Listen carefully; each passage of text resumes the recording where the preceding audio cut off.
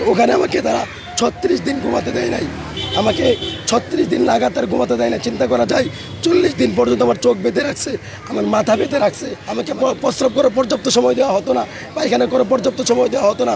পায়খানা করতে গেলে সেখানে দরজা খোলা রাখতে বলতো। তারপর আমার পোশাক তারা খুলে নিয়েছিল, আমাকে পাগলের পোশাক রাখা হয়েছিল ইলেকট্রিক শকের মাধ্যমে। ওখানে আর অনেক লোক আছে, ইলেকট্রিক শকের মাধ্যমে, গরম পানির মাধ্যমে, এরকম লাঠি পিটার মাধ্যমে, হাত প্লাস দিয়ে বা কোটাই ফেলার মাধ্যমে, সই ঢুকাই দেওয়ার মাধ্যমে, মানসিকভাবে বিভিন্নভাবে তারা টর্চার করতো। আমি মুফতি মোহাম্মদ শফিকুল ইসলাম, প্রিন্সিপাল মার্কাজুস সুনান মাদ্রাসা পূর্বাচল, ঢাকা। তো আমাকে গত জানুয়ারি 2022 সালের 13 জানুয়ারি রোজ বৃহস্পতিবার রাত 8:35 মোহাম্মদপুর কৃষি মার্কেটের সামনে থেকে আমাকে তুলে নিয়ে যায় সাদা পোশাকধারী লোকেরা, ডিবি পরিচয়ে তুলে নিয়ে যায়। তো সেখানে তারা প্রথমে একজন আমাকে বলে, ভাই আপনি কি মুফতি শফিকুল ইসলাম মার্কাজুস সুনান মাদ্রাসার প্রিন্সিপাল? তখন আমি বললাম জি। একথা বলতে আরেকজন কানে কানে বলে, আমরা ডিবির লোক, সোজা গাড়িতে ওঠো, নতুবা সোজা গাড়িতে উঠ, না তো শুট করে মেরে ফেলবো। একথা বলতে তাদের কালো গ্লাসে গাড়ির মধ্যে আমাকে ঢুকিয়ে ফেলে। তারপর আমার সাথে সাথে আমার ফোন নিয়ে ফ্লাইমুট করে বন্ধ করে দেয়। আমি তাদের অনেক বলেছি তারা যেন আমাকে আমার পরিবারের সাথে যোগাযোগ করে জানায় যে আমি গ্রেফতার হয়েছি বা আমি প্রশাসনের লোকের কাছে আছে, কিন্তু তারা এটা করে নাই। তারপর তারা আমার চোখ বেঁধে ফেলে, কিছুক্ষণ পরে তারা আমার 2 হাতে হ্যান্ডকাপ পরায়। তারপর তারা আমাকে নিয়ে যায় এক জায়গায়, আমি আন্দাজ করেছি বা পরবর্তী সময় জানতে পেরেছি সেটা উত্তরা রেব ওয়ানের তত্ত্বাবধানে। যদিও তারা নিজেকে আমার সামনে ডিবি পরিচয় দিয়েছে, কিন্তু তারা রেব ওয়ান ছিল। তারা রেব ওয়ান অফিসে না, অফিস এক জায়গায়, আর টর্চার সেলের অফিস থেকে আরেকটু দূরে। কারণ আমাকে জিজ্ঞাসাবাদ করা হয়তো টর্চার সেল থেকে, গাড়ি দিয়ে আয় নাই না, জিজ্ঞাসাবাদ করা হয়তো, টর্চার করা হয়তো। তো ওখানে আমাকে তারা 36 দিন ঘুমাতে দেয় নাই, আমাকে 36 দিন লাগাতার ঘুমাতে দেয় না। চিন্তা করা যায় 40 দিন পর্যন্ত আমার চোখ বেঁধে রাখছে, আমার মাথা বেঁধে রাখছে, আমাকে নিয়মতান্ত্রিক ওযু করতে দেয় নাই, নামাজ পড়তে দেয় নাই, তেলাওয়াত করতে দেয় নাই, আমার পর্যাপ্ত খাবার দেয় নাই, আমাকে আলো দেখতে দেওয়া হয় নাই, আমাকে কারোর সাথে কথা বলতে দেওয়া হয় নাই, আমার পরিবারের খবর দিতে দেওয়া হয় নাই, আমাকে প্রস্রাব করার পর্যাপ্ত সময় দেওয়া হতো না, পায়খানা করার পর্যাপ্ত সময় দেওয়া হতো না, পায়খানা করতে গেলে সেখানে দরজা খোলা রাখতে বলতো। তারপর আমার পোশাক তারা খুলে নিয়েছিল, আমাকে পাগলের পোশাক রাখা হয়েছিল ইলেকট্রিক শকের মাধ্যমে। ওখানে আর অনেক লোক আছে, ইলেকট্রিক শকের মাধ্যমে, গরম পানির মাধ্যমে, এরকম লাঠি পিটার মাধ্যমে, হাত প্লাস দিয়ে বা কোটাই ফেলার মাধ্যমে, সই ঢুকাই দেওয়ার মাধ্যমে, মানসিকভাবে বিভিন্নভাবে তারা টর্চার করতো। তারা বলতো আমাকে পাগল বানিয়ে ফেলবে। আর আমি শুধু কান্না করতাম, আল্লাহর কাছে দোয়া করতাম, আল্লাহ তুমি আমাকে সুস্থ রাখো, তারা জানি না আমাকে বাঁচায় রাখো। তারা আমাকে তিনবার ক্রস ফায়ার দেওয়ার জন্য নিয়ে গেছিলো, তারা 3বার তারা আমাকে হত্যা করার জন্য নিয়ে গেছে, আমাকে ক্রস ফায়ার দিয়ে মেরে ফেলবে। আমি তাদের হাতে পায়ে ধরে বলতাম আমার কী অপরাধ, আমি কী করেছি। তারা বলছে তোমরা রাষ্ট্রের বিরুদ্ধে ষড়যন্ত্র করো, সরকারের বিরুদ্ধে কথা বলো, সরকারের বিরুদ্ধে বক্তব্য দাও, সরকারের বিরুদ্ধে জুমার খুতবা দাও। আমি বললাম আমি তো ছোটো মানুষ, আমার তো এত পরিচিতি নাই, আমি এতটা ফেমাসও না, আমার কথা কার কি আসা যায়। আমি আপনাদের এমন কী ক্ষতি করে ফেললাম, আমি তো কারো কোনো ক্ষতি করে নাই। আমি আমার জীবনে কাউকে বকা দেয় নাই, গালি করে নাই, কারো সম্পদ নষ্ট করে নাই, দুর্নীতি করে নাই, মিথ্যাচার করে নাই, কাউকে আঘাত করে নাই, কাউকে হত্যা করে নাই, কোনো ধরনের অপরাধ কারোর সাথে করি না। তারপরেও তারা আমাকে এরকমভাবে নির্মমভাবে অত্যাচার করে 40 দিন আমার চোখ বেঁধে রেখেছে। তারপরে 40 দিন পরে তারা আমাকে আমার পোশাক পরতে দেয়।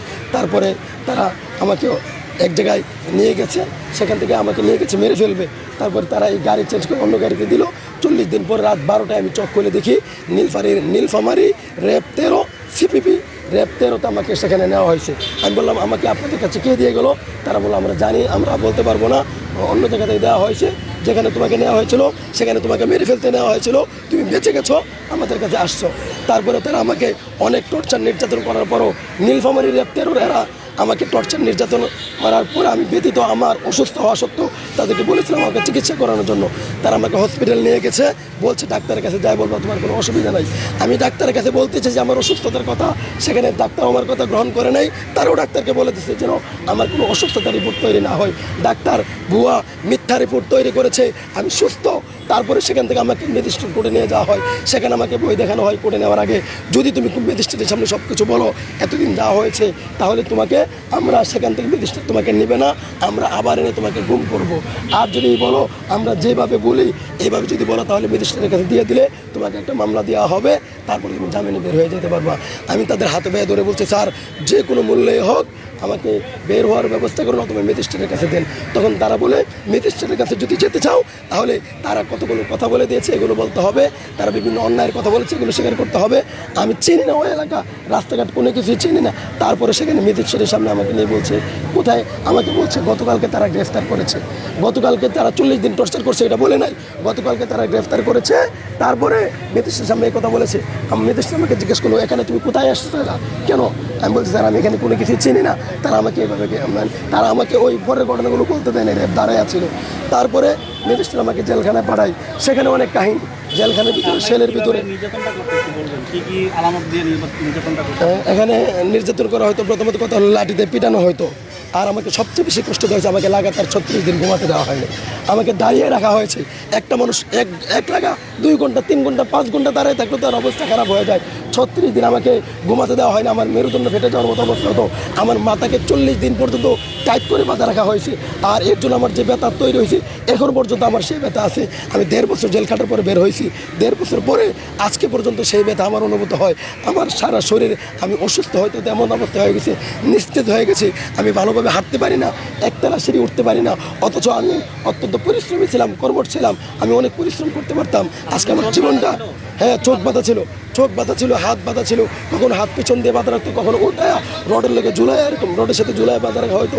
ওখানে যে ছোটো ঘরটা, ওই ঘরটা একজন মানুষ শুধু দাঁড়ানো যায়, এর বেশি কিছু করা যায় না।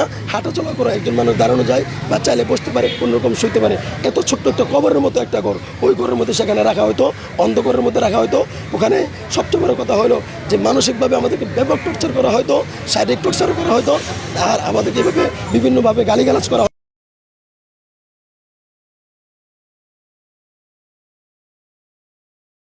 হয়তো।